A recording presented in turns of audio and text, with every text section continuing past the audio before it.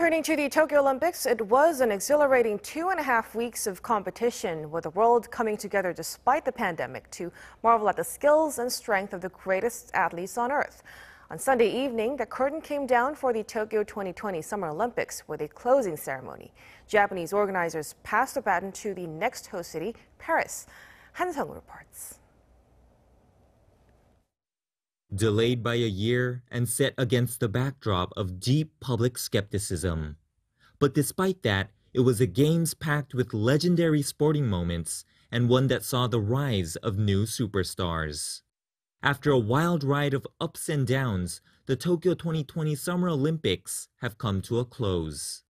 Organizers passed the baton to Paris at the closing ceremony Sunday, beginning with the hoisting of the Japanese flag.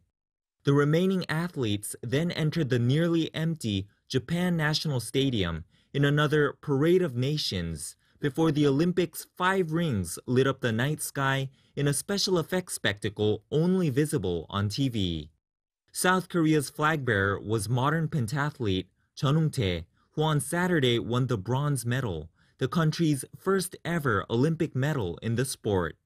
Following a mix of congratulatory performances was the medal presentation for both the women's and the men's marathon, where Kenya's Eliud Kipchoge stepped to the top of Tokyo 2020's final podium.